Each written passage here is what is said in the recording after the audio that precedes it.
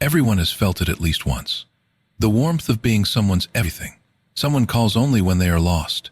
Someone comes back only when they are broken. And you open the door every time because it feels like love. But what if it was never love at all? What if it was just need? This story is about something most of us have never questioned. We were taught that love means sacrifice. We were told that staying is strength. But sometimes the most important thing a person can learn is the difference between being loved and being used gently, quietly, and often by someone who truly believes they love you. Let me tell you about a woman named Mara. Mara lived in a small village between two hills with a road curved just enough that you could not see what was coming until it was already in front of you. She was not rich and she was not famous, but everyone in the village knew her name because everyone needed her. If a neighbor's roof was leaking, Mara brought her husband's old tools without being asked. If someone's child was sick and they had no one to watch the other children, Mara took them in. When old Thomas from the hill lost his wife and sat alone for 3 weeks without eating, it was Mara who came every morning with bread and sat beside him in silence until he found words again. People said Mara had a gift. They said she was born to help. And Mara believed them because when she helped, she felt something close to peace, like she was exactly where she was supposed to be. She had a husband named Edric. He was a quiet man with kind eyes and strong hands, a man who could fix almost anything made of wood or stone. But Edric could not always find steady work, and when times were hard, he grew distant. He stopped speaking at dinner. He stopped asking how her day was. He would sit by the fire and stare at it, and Mara would bring him tea without being asked, and he would take it without a word. When he finally found work again, he became himself again, warm, grateful, full of small jokes that made her smile. Mara told herself this was love. She told herself that this was what marriage looked like. You hold someone through the dark and the light comes back. And for years, she accepted this rhythm as natural. Her closest friend was a woman named Chella who had grown up with her since childhood. Chella had a sharp mind and a loud laugh, and she had always been the one to pull Mara out of her own quiet world. But Chella also had a habit. Whenever her life became complicated, whenever she fought with her husband or lost money or felt ashamed of a choice she had made, she would feel a deep sense of regret and remorse. She came to Mara not to ask how Mara was doing, not to bring anything. She came to pour and Mara received it all. After every visit, Chella left lighter, and Mara sat alone, heavier than before. Still, Mara told herself this was friendship. She told herself that a true friend shows up in hard moments, and she was proud to be that person. There was also a young man in the village named Doran. He had no father and a mother who worked far away for most of the year. He was 17, restless, and always in some kind of trouble. Not cruel trouble, but the kind that came from not knowing what to do with his energy. Mara took him under her care. She gave him work in her garden. She listened when he talked about his dreams. She lent him money when he needed it, always telling herself she did not expect it back, but always secretly hoping he would prove himself worthy of her trust. For 2 years, Doran came to her when he had no one else. And she gave and gave and gave. He called her the closest thing to a mother he had ever known. The words filled her heart so completely that she did not notice she had stopped sleeping well. She did not notice that her own small garden, the one she had planted for herself, just for herself, had gone dry and untended. One autumn, everything shifted. Mara fell ill. It was nothing very serious, but serious enough that she needed to stay in bed for 2 weeks and could not help anyone. She sent word to her neighbors that she was unwell. She waited. Edric took care of the house, but he was awkward about it. And after 5 days, he began mentioning how the work was piling up and how he was doing his best, but it was a lot. He was not unkind. He just made it clear in quiet ways that being the one who gives was supposed to be her role, not his. Chella came once on the 3rd day. She brought a small cake and spent most of the visit talking about a new problem with her husband. Before she left, she squeezed Mara's hand and said, "You'll be better soon. You always are."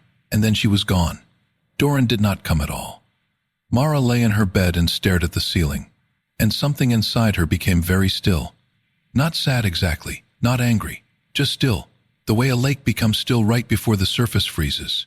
She thought about the roof she had helped fix for the neighbor. and how that neighbor had never once asked how she was feeling. She thought about old Thomas, who had eaten her bread every morning for a month, and who, when he recovered, had built a fence between their houses and barely nodded when they passed.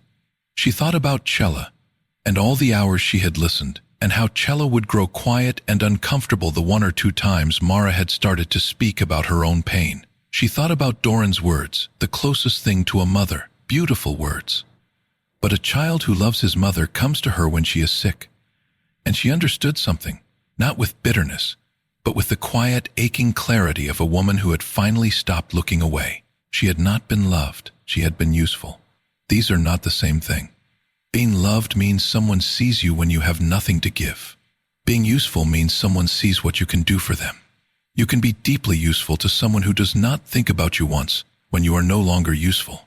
And the painful truth is, if you fill every empty space in every person's life, they will never have to find another way. They will never have to grow. And you will grow smaller quietly without anyone noticing, including yourself. Mara got up from her bed on the 14th day. She walked to her small garden. She pulled out the dry weeds, turned the soil with her own hands, and planted new seeds, not for anyone else, but for herself. She decided something simple and enormous that morning. She would still help people, but she would help differently. She would help when it made her feel like herself, not when it made her feel afraid to say no. She would help from a full place, not an empty one. The next time Chella arrived at her door with a storm behind her eyes and a story already forming on her lips, Mara poured 2 cups of tea and sat down. But before Chella could start, Mara spoke first. She said, "I want to tell you something that's been sitting with me," and she did quietly, honestly, without drama. Chella was surprised. She did not know what to do at first, but she listened, and something small and real passed between them that had never passed between them before. It was the beginning of an actual friendship, one where both women were present, not just one. Edric noticed the change in Mara too. She stopped filling his silences automatically. She stopped disappearing into helpfulness before he could think to ask. At first it made him uncomfortable. Then it made him curious. He began slowly and a little awkwardly to ask her things. "How are you feeling today? What do you want for supper? What are you thinking about?" Small questions, but real ones. As for Doran, he came back months later looking a little older and a little quieter. He stood at her door without a problem in his hands for the first time. He said he had thought about her when she was sick, and he had been ashamed that he had not come. Mara invited him in. She did not say it was all fine and it did not matter. She said, "I noticed, and I want you to know that the people who care about you should show up, and so should you. You are old enough for that now." He nodded. He understood. And that conversation gave him something that her silent giving never could. It gave him a standard to rise to. Mara did not become a cold woman. She did not close her door, but she learned to open it differently, with choice, not obligation, with love, not fear. And something extraordinary happened over the following months. The people who truly cared for her became more visible. They had always been there, a few quiet ones who never asked for much. But she had been too busy pouring herself into the loudest needs to notice them. Now she saw them. Now she had something left to give to them and to herself. If you have always been the one who gives, ask yourself one honest question. When you had nothing to give, who stayed? The people who love you are not the ones who need you most. They are the ones who want you, not just what you do. Being needed can feel like love, especially if no one ever showed you what real love looks like. It feels warm, it feels important, but need is hungry. And it does not ask how you are. It only asks what you have. You are not a service. You are a person. And the moment you start treating yourself that way, you will see clearly, without anger, who is ever really there. Give, be kind. Open your door, but do it from a place that is yours. Do it because you choose to, not because you are afraid of what happens if you don't. That is not coldness. That is the beginning of real love for others, and most importantly for yourself. Mara planted new seeds that morning, and her garden grew back stronger than before. If something in this story felt familiar, if you recognized yourself somewhere in it, then this channel is for you. Every story here is a seed. And if you press like, leave a comment, share this with someone who needs to hear it, or subscribe so you don't miss what comes next, you are helping this garden grow. You are. helping someone else find the words they didn't have. That is not a small thing. That is exactly what real love looks like. We'll see you in the next story.